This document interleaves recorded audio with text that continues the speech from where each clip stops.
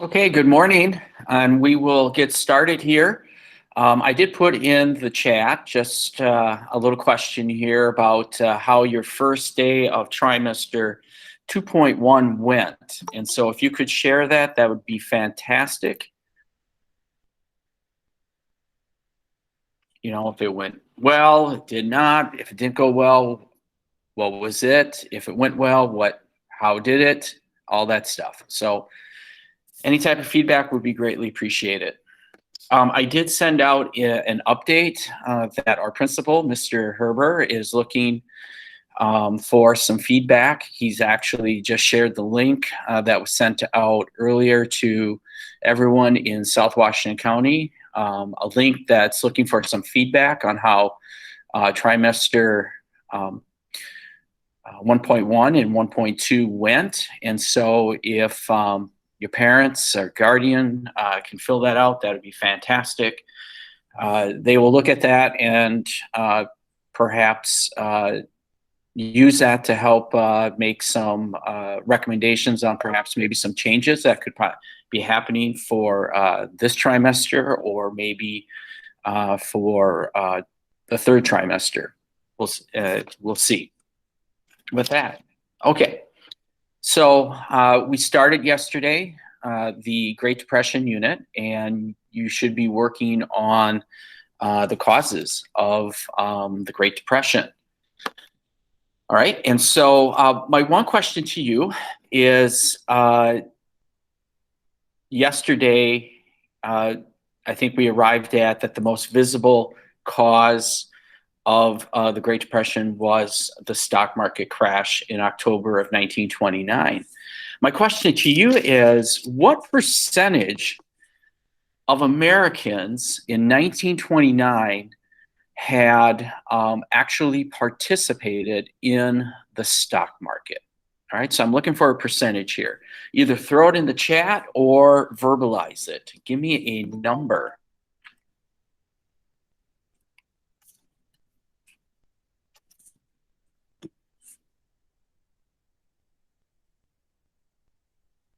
So what percentage of Americans actually participated in the stock market in 1929?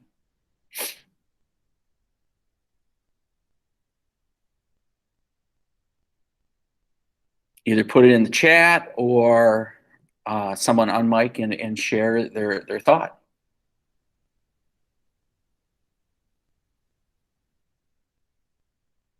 All right, I see 10% out there. Less than 1%, 15. Okay. Wow, we don't think Americans are taking risk in 1929 on the stock market. Numbers are low.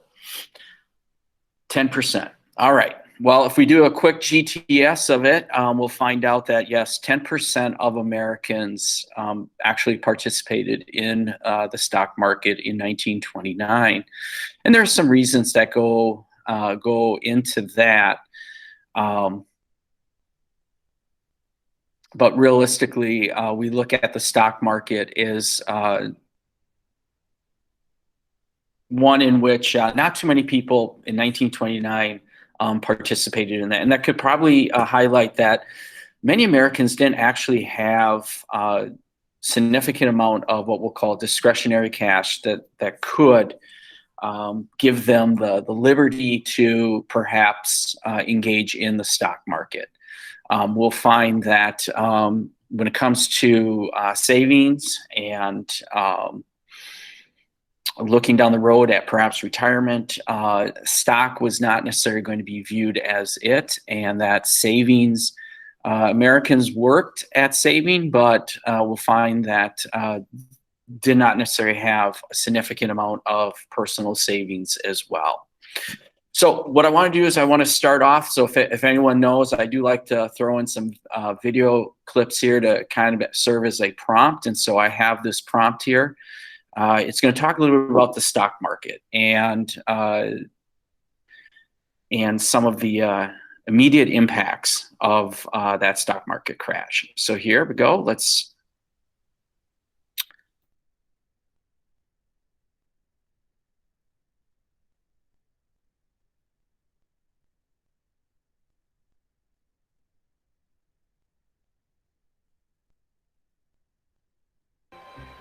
the butcher, the baker, the candlestick maker, everybody, oddly enough, was in the stock market. One of our chauffeurs was in the market. If he can be in the market, anybody can be in the market. There were no regulations as we have now.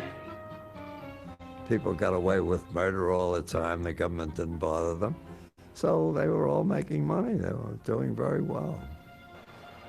A boom in buying had driven up stock prices. Suddenly, in October of 1929, investors started cashing in their overpriced stock. A panic of selling started. On October 29 of 1929, it was obvious from the opening bell that things were wildly amiss. At 9:30, there was a rumble on the floor. One of the page boys said, "Hey, Mike, look at the sell orders coming out of those phones." The wheels really started to come off. The stock market went into a free fall. Crowds gathered in the street outside of the exchange. No, at 3 o'clock, the bell rang and that was it.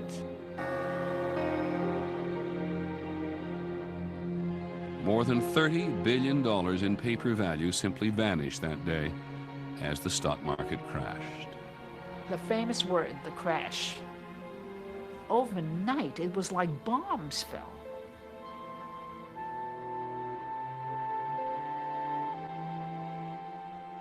The 20s bubble had burst, and with it, the decade's optimism. People lost every penny that they had. Nobody had any pensions. There was no Medicare, Medicaid, Social Security. If people lost their money, that was it. They were down and out. People jumped off the George Washington Bridge, which had only just then, not long ago, been built. People we knew. My father was wiped out. He never, psychologically, he never recovered. In 29, I lost $1 million. What do? It's the same story. Wash your face and hands and comb your hair and start all over again. But as people would find out in the decade to come, a decade is different from the 20s, as night is from day. Starting over was not going to be so easy.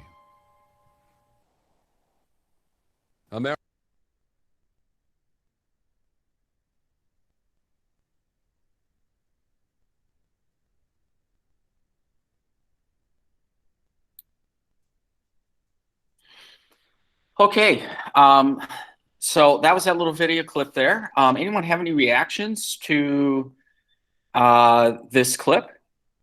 Any thoughts or anything that kind of popped up?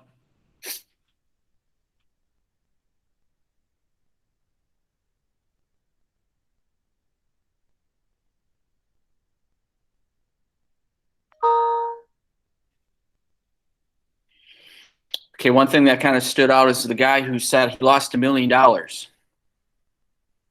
So what did he do? Anyone pick up on what he did? He lost $1 million.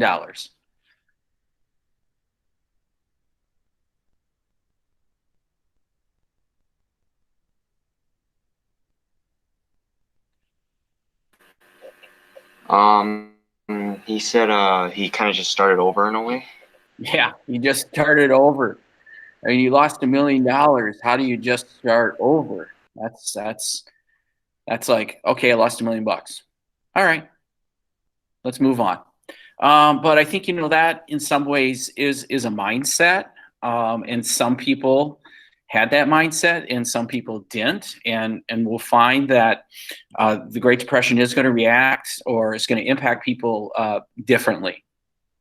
And some can do it on their own, and others might need a little encouragement, a little prompting. And so again, my couple questions for you yesterday was, as we look at the Great Depression, what is the role of perhaps our government, and what is perhaps your role when we come in contact with financial crises or national crises in general here?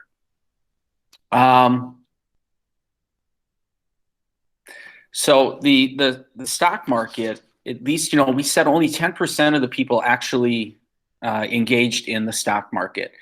But it's, again, that visible reminder. However, yesterday I had talked about this idea of a multiplier effect and how one area can impact others.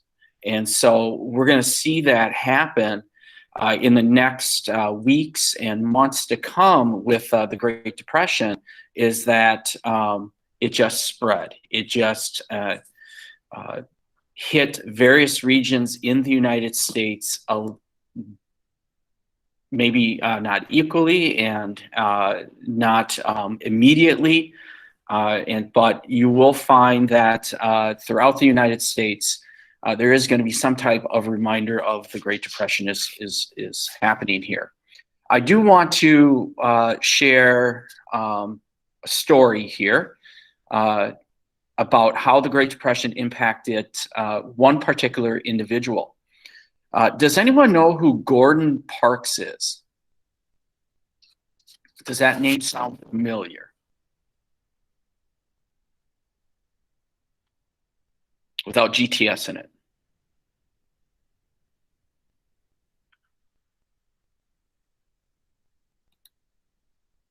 All right, well, Gordon Parks is actually from the great city of St. Paul.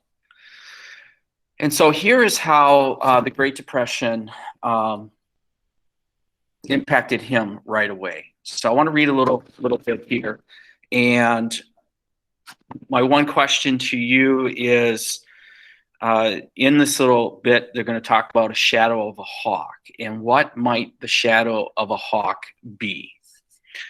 All right, and so here, Gordon Parks was a 16-year-old in 1929, a young black man trying to work his way through high school in St. Paul, Minnesota, as a bellboy at a downtown club for white businessmen. On Wednesday afternoon, a notice was tacked to the employee bulletin board. Because of an unforeseen circumstance, some personnel will be laid off the 1st of next month. Those directly affected will be notified in due time.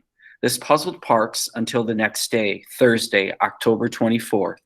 When the evening papers broke the news of the crash, I read everything I could get my hands on, he recalled, gathering in the full measure of such terms as Black Thursday, deflation, and depression. I couldn't imagine such financial disaster touching my small world.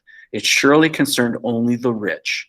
But by the first week of November, I knew differently. Along with millions of others across the nation, I was without a job.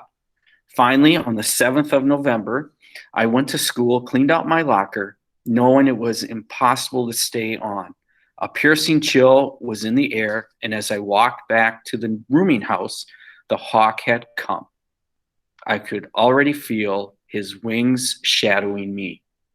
While only a small percentage of the public was directly affected by the collapse of the stock market in October 1929, it was still a moment of history shared by nearly every American. Like the Japanese attack of Pearl Harbor or the assassination of John F. Kennedy, Martin Luther King Jr., and Robert Kennedy, the crash was a point of reference for those of that time. People took the measure of their era by using the crash as an emotional baseline. And it became the one event on which tens of millions could fix their worry as the full dimensions of the debacle slowly began to discern. Gordon Parks was not the only one who felt the shadow of the hawk. So with that, what is the shadow of the hawk, do we think? Someone want to share their thought, or, verbalize it or put it in the chat?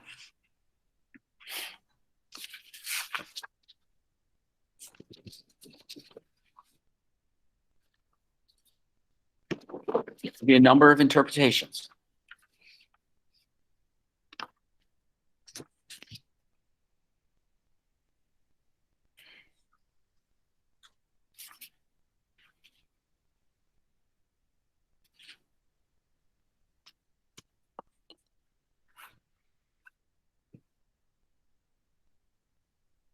All right, so while you're thinking about that, we'll come back to that there. When I had asked you at the beginning how many Americans in 1929 engaged in the stock market, and we arrive at 10%. I'm going to ask you again here, how many Americans today, what percentage of Americans today participate in the stock market? Someone throw out a number. You can put it in the chat or you can verbalize it. Percentage of Americans today, 2020, participate in the stock market.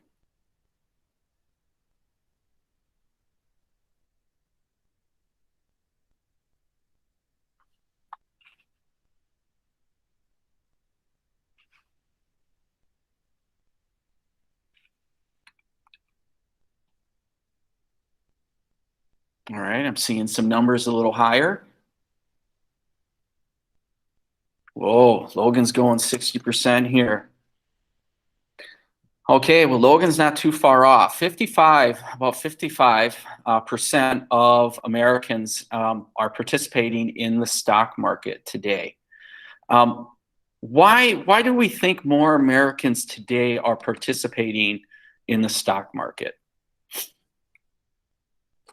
Someone can verbalize that or put that in the chat. Why do you think more Americans today are engaging in the stock market?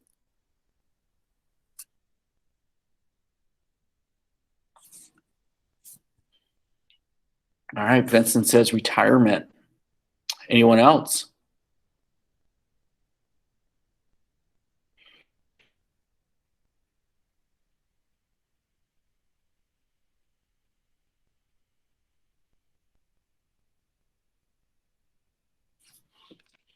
Okay. So what I see in the chat, retirement, I see stocks are easily accessible digitally, encouraged more, it's more successful, it's more regulated.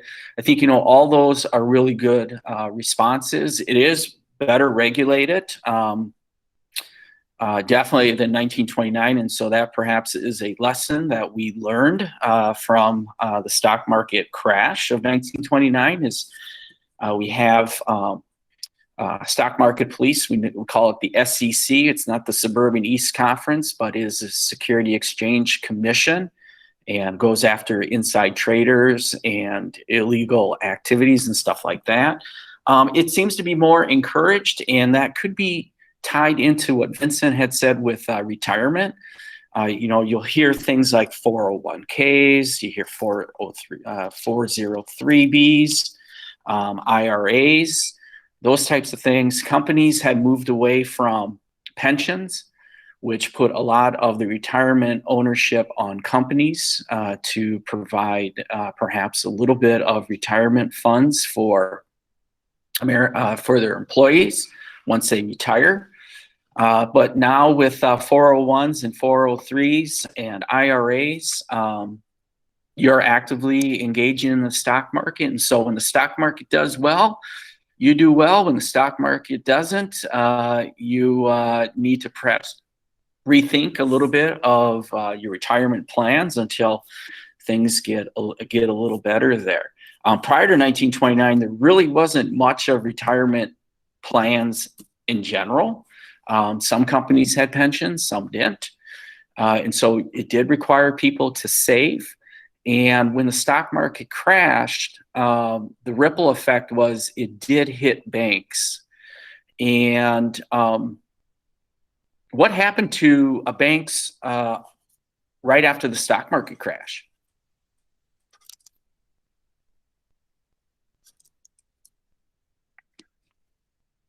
Again, you can put it in the chat or you can verbalize. What happened to banks after the stock market crashed?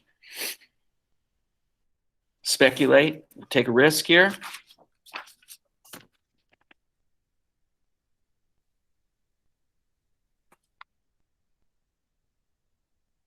What happened to the banks?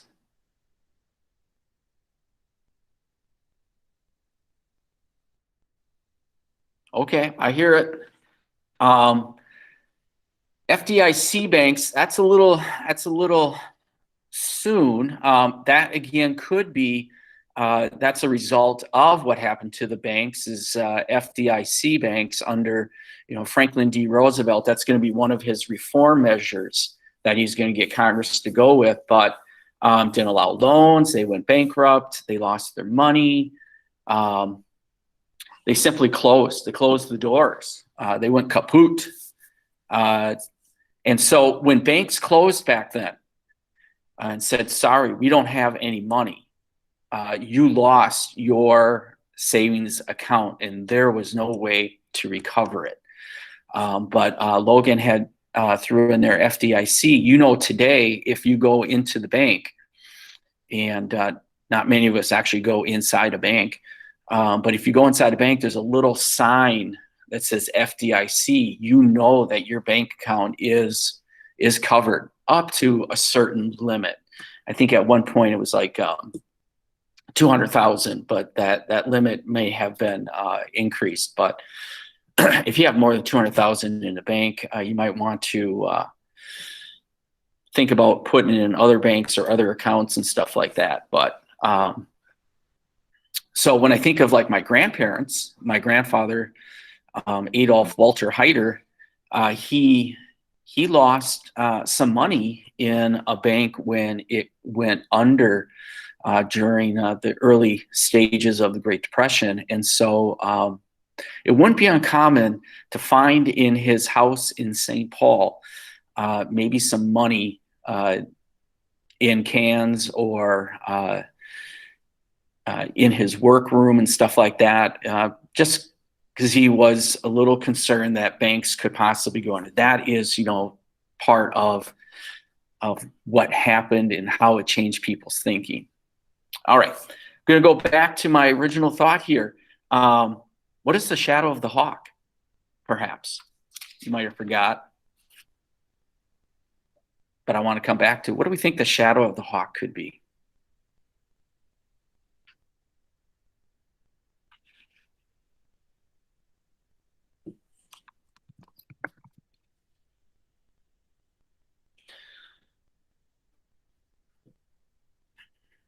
This kind of reminds me of like when I had my 12th grade English class, when the teacher had said a quote, and then he came back to it later in the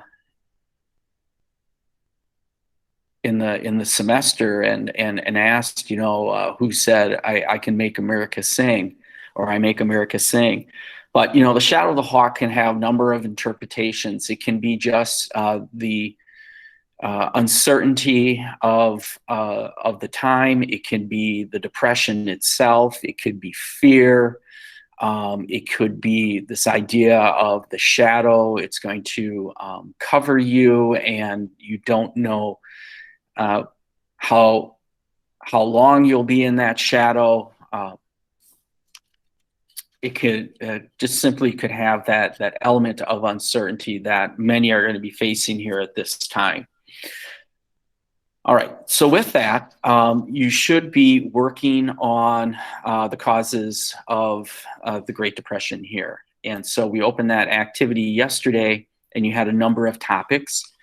And what I was asking you to do is to create that visual vocabulary. And so you come up with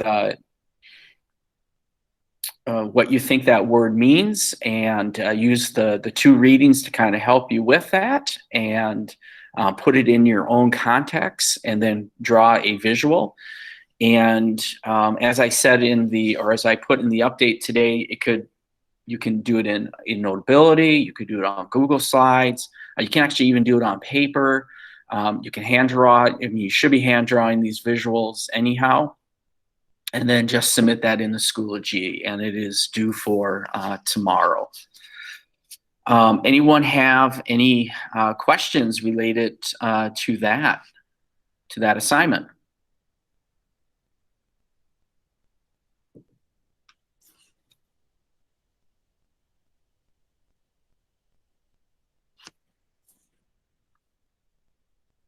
Okay. So with that, if you do have questions, please reach out. If you need to meet me during office hours, please sign up for it or send me an email that hits, say, hey, Mr. Newcomb, I'd like to meet you during your office hours. And if you can't make it to office hours, just shoot me a note through Schoology or send me an email, and I'll respond to it as quick as I can. Okay, so with that, I'm gonna say we are done, and you have a great day today.